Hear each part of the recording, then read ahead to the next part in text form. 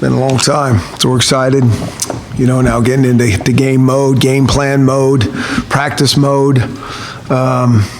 And so it's been time. Been really proud of our guys, how they've worked since spring ball through summer camp, and I think we had a good August, and now now the rhythm and everything changes. That's the thing that's, I think, interesting about it. Like, you could feel just the style and the practice tempos, and it's a little bit different. And in some ways, it's actually even harder than what we've been going through. And I think they're getting kind of used to that last couple days. So, with that being said, fire away. Were you surprised at all the decision Jake made on Saturday? Yeah, timing is a little bit awkward. So, I think that was a bit surprising. At all concerned about that having an adverse effect on the team, having that keep? Not at all. Because things are going to happen. That's all we talk about is everybody's got to adjust. I mean, this is a bump in the road from how it goes, how a season goes. I mean, you move on. That's how it is. And our guys have seen that, whether it's, players leaving injured, whatever, next guy up, coaches moving on, all those things. That's just life. And so, not at all. How confident are you if Jacob Sermon, if there's a situation where he's coming in his ability to run the offense and to lead that group? Yeah, I mean, like we've been saying for quite a while, I think all those quarterbacks had a pretty good fall camp, and I think made a lot of progress since spring. I'm smiling because it was all about our starting quarterback, how confident we are. Now we've already moved to our backup quarterback. I mean, let's maybe start with that and stay there. I mean, we're already moving. Let's go to the third stringer. I mean, yeah. So we'll see. It's time to play and see what guys can do. How much confidence do you have in Jacob Petersen? Exactly. That's the question, right? A lot. Again, I'm excited to go play, and we still have a lot of work to do. It's interesting. We sit here on Monday, right? We got to put everything together and all those type of things, and so we do. We really have a lot of work to do. That's how those game weeks go. But I think we're all excited to play, knowing that we got some good work to do this week. Did this catch you off guard at all? And just how does this change recruiting with this transfer portal? And I mean, we're seeing quarterbacks not winning the jobs. I don't think the transfer portal has much to do with it. Like, guys just go in there and it is what it is, right? I mean, we're still kind of back to square one. I mean, they go in there and everybody knows they can transfer. So, but other than that, everything's kind of the same. Although no one really knows the rules, right? Of what the transfer rules are. That's a little bit of the problem, like who's eligible, who's not, all those things. Transfer coming at all? I think the landscape, if you look at college football, you pay attention to all those type of things. So we never bury our head in the sand on all those type of things. I mean, we're well aware of what could happen at all positions. So yeah, I mean, getting back to, your question, that was it surprising? Yeah, the timing was surprising. You said that Jake would play against Eastern if he were still here. Do you feel the same about Jacob Sermon, or does this change your plans a little bit? Yeah, a little bit. I mean, those were the two guys that were battling it out. And, Jacob Sermon, like I said, made nice strides, but a little bit different. What did Peter say to you, and how did you respond?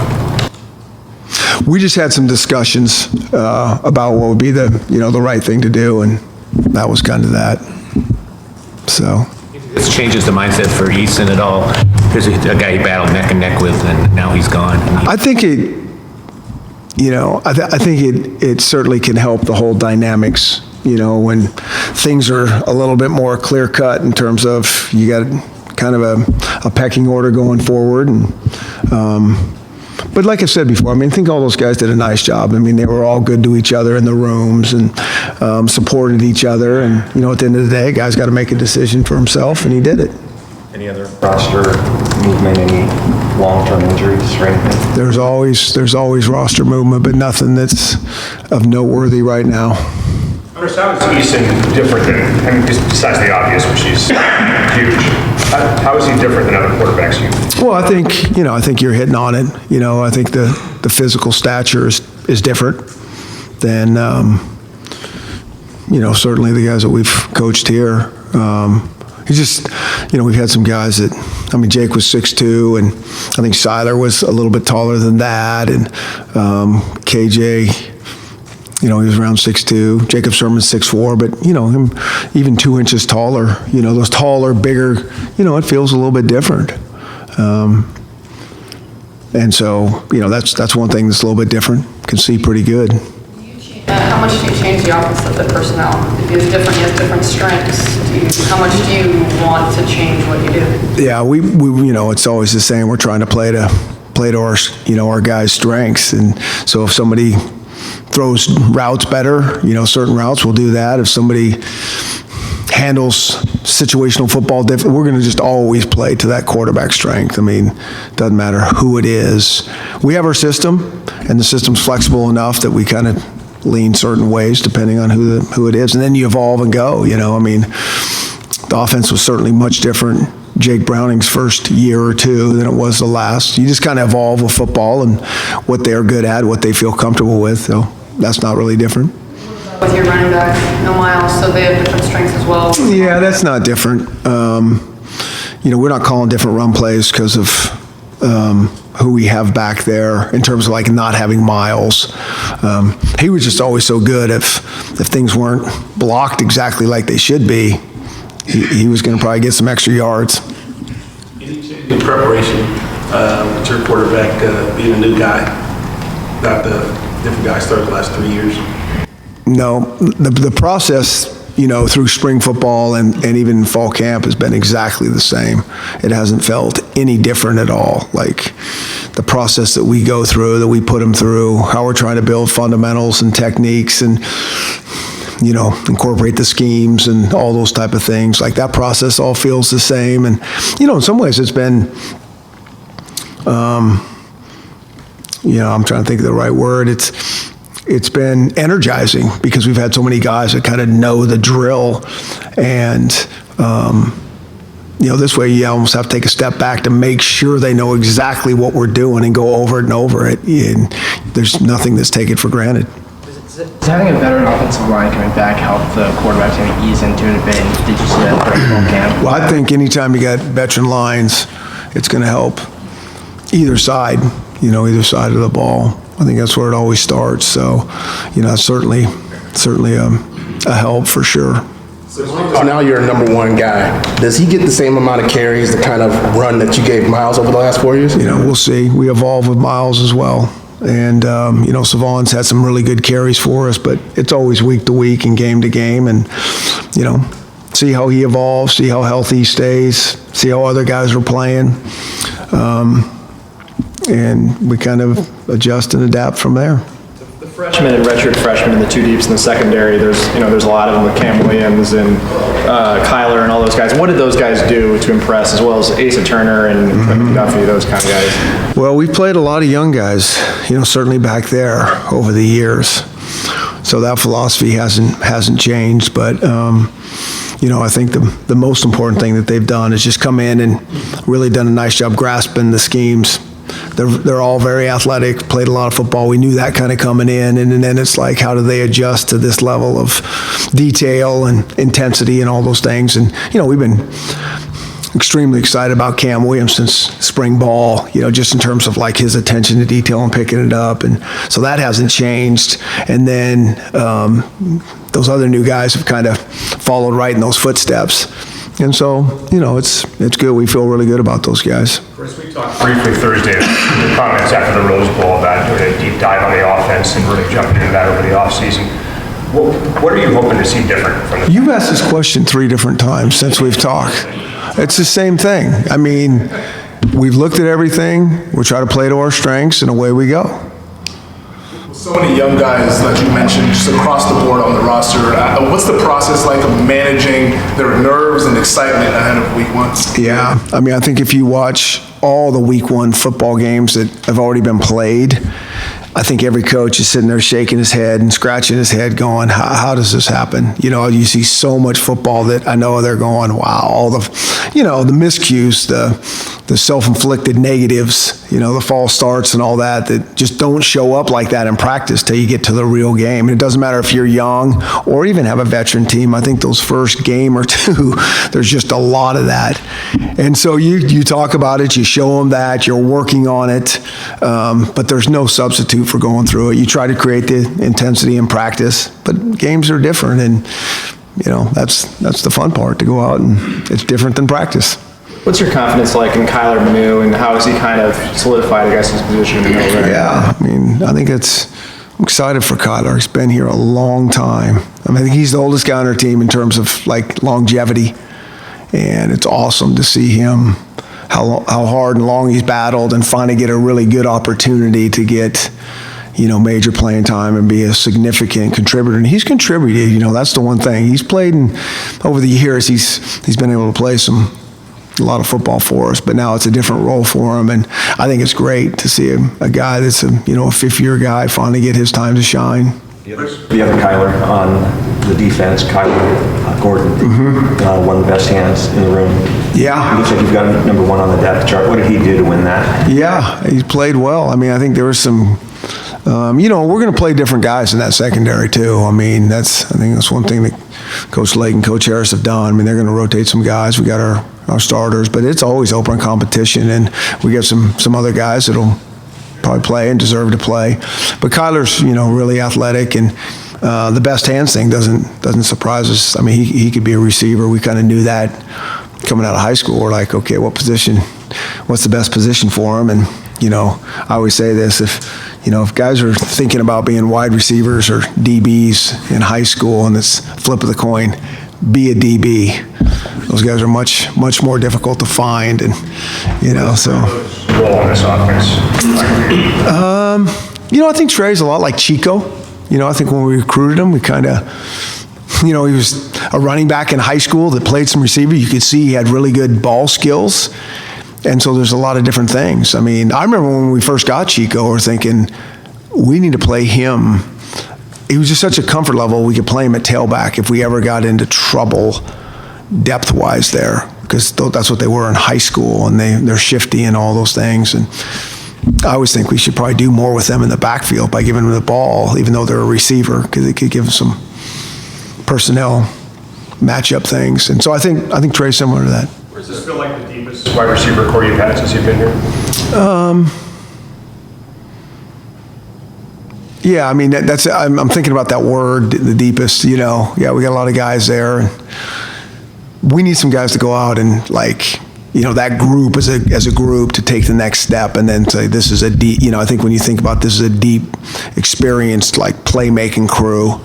And, that's one group that really needs to come on for our offense to take the next step. I think that's something that we've, been on for quite a long time, and I'm not off that one yet. Speaking of Chico, he's there listed as a starter. What was the key to him working himself into that position after coming back? What stood out to you about him in camp? I mean, to me, it's just all about Chico getting back to the old Chico, I mean, I just think that's such an unbelievable story and lesson for everybody to pay attention to, that's how much these kids care. And this is still a game. And, there's the pressure that's on these guys that's put on by themselves, and just the situation of big-time college football. It can sometimes get out of whack. And, when we keep it in perspective, it's just amazing how easy for me to sit here and talk about that. But we have to talk about it, and we have to coach it a certain way. And sometimes, when guys get into a slump a little bit, you do everything in your power to help them get out of it, but they really have to get themselves out of it. And, I think there's been a lot of other guys that I think all guys go through something like Chico's gone through in their career in college. Chico's was just a little more visible, and maybe, had to take a little more extreme step to kind of get his focus back. But that's what I really want everybody to pay attention to, that, from fans to the media, there's a lot of these are college kids. We're not the Seahawks. We're the Huskies. And these are college kids. And all the things that's written about them and all those type of things, has an effect. wide receiver room. You had Ty Jones miss, much of the spring. How have you seen him progress throughout fall camp? Yeah, there's been progress. I think the whole group has made progress. I think it's time that, we go play and see what happens on the game field. But he's got a couple years now under his belt that it's some good experience, and so it's time to see what we can do. Is he fully available with his hand and everything? Yeah, that was a significant injury, and we didn't get him back going until right before. He'd run and all that stuff, but in terms of catching balls, it wasn't before, really fall camp started. So he's been working through that. How much of a better kicker is Peyton Henry now after getting pushed by Tim? Yeah. That's another hard question for me to answer because, the kicking thing is like everything. I think it shows up more at game time than it does at practice. But it's been great. It really has. Competition truly is a good thing for for human beings if it's kept in perspective, right? It just can bring the best out in you. And I think even for Tim Horn, I think that's been really good. I've really seen Tim improve a lot since he got here.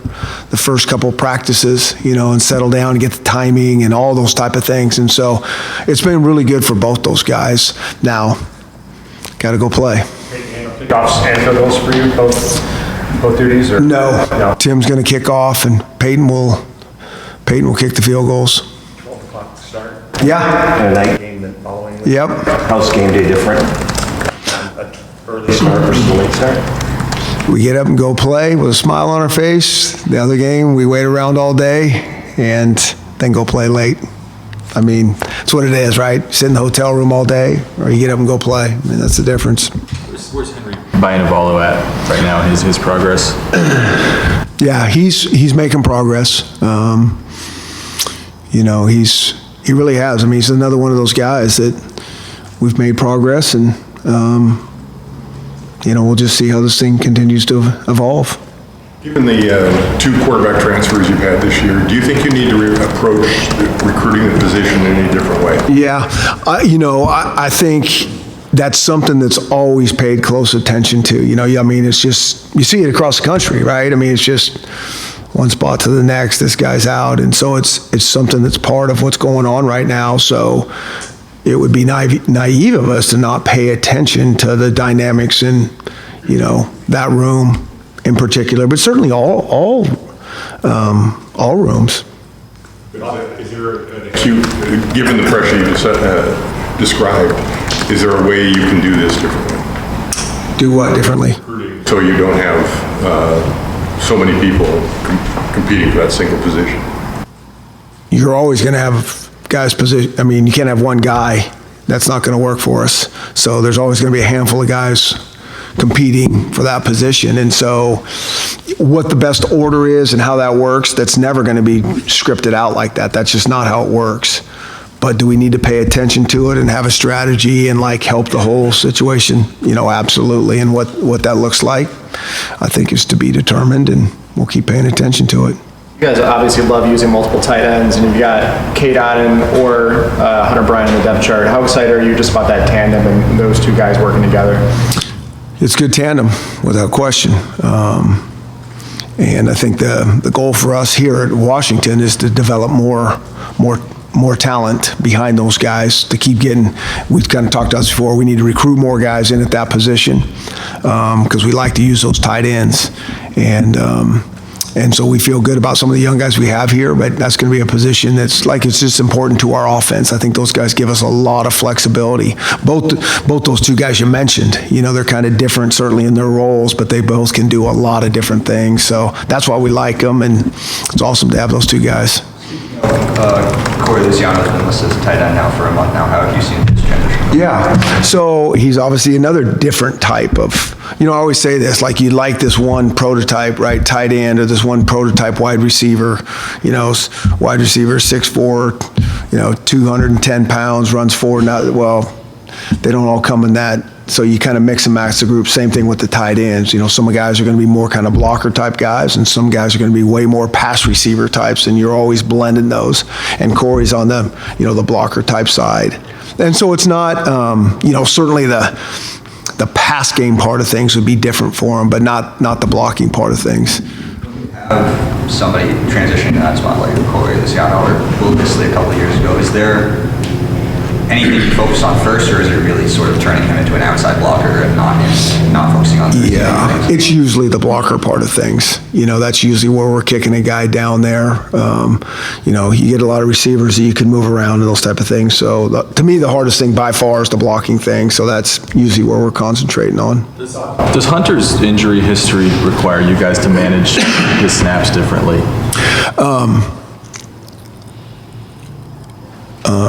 Yes.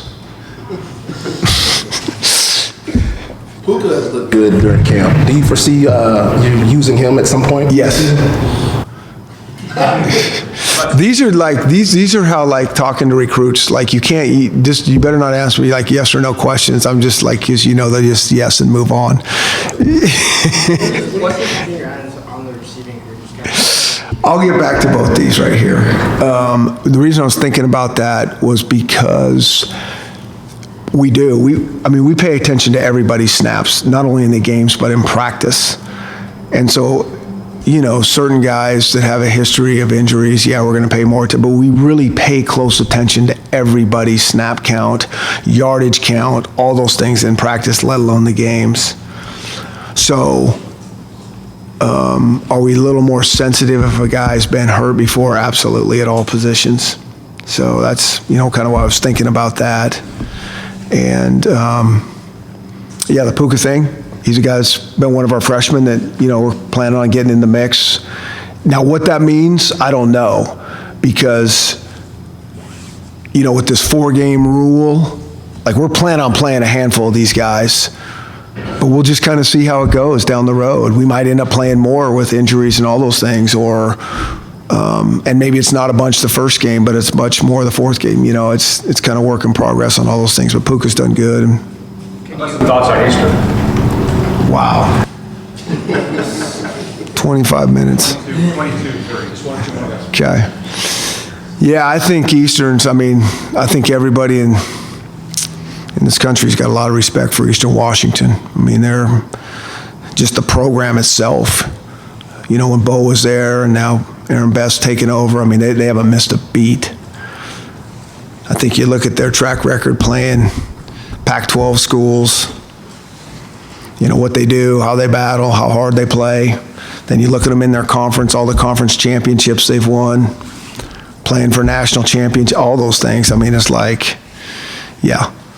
this is not an ideal, opener coming in here. When you watch the tape and what they do, and they're just a lot of respect, and then you kind of factor that with a lot of these kids that are on that team. We know they're Washington kids, and there'll be a lot of, those guys always bring a lot of pride coming into the stadium playing hard.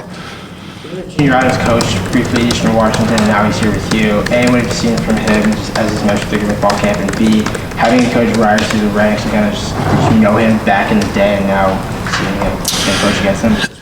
Yeah, there's always 1 degree of separation, it seems like, in this coaching thing. And, he was coaching at Prosser High School for Tom Moore, and we had the Moore boys over at Boise. So, we've known each other for a long time, but he's been a great addition. I think the guys really like him. He fits into our staff in an awesome way, and really enjoyed, with not having a chance to actually coach with him, you never know, but it's been really good, and I just love the fit that he has for us. You mentioned that there are a handful of freshmen that you're not planning on redshirting. Are you able to divulge who those guys are? Well, there's a couple of those, there might be guys at most positions, not most, half the positions. We're thinking about a couple of those DBs, thinking about linebacker too, talked about Puka, Tim Horn. We'll just kind of have to see how this thing evolves, to tell you the truth. Is there any reason to think Hunter wouldn't be available for you guys in the opener? Huh? Why would we think that? No reason for me to think that. Watching the, And just getting back to that, I'm not going to answer that, even if it was a no or a yes. I mean, I don't know why you even asked that. my question is this question. I was watching the Hawaii game Saturday, reminded me you can fair catch at the 1, you get the ball 25 now on Yeah. kickoffs. How does that change what you want from Sean McGrew? Yeah, I mean, I think it changed last year. I mean, that was like, a little bit like the 4-game rule or all that. Like this was like new territory for everybody trying to figure out strategy. And I think it does change it. That's what the NCAA wants. They want that strategy to change, less kickoff returns going. I mean, it's obvious. And when you do the research, how often that ball gets to the 25-yard line, the percentages say fair catch it. Now, I think everybody's got their strategy when and where they're going to do that. And that's where every team's a little bit different, and you try to figure that out. So you look for more of a hands guy on kickoff return versus a breakaway? No, I think it's the same. I mean, there's a little more decision-making going involved there than maybe in the past, because when you're going to fair catch and not or let it go. But you still want a guy, if you're going to go, you want one of the most explosive guys that has a really good feel for returning kickoffs to do it. Because if you're going to go, you better get that thing past the 25, or what are we doing, right? All right, thanks, everybody.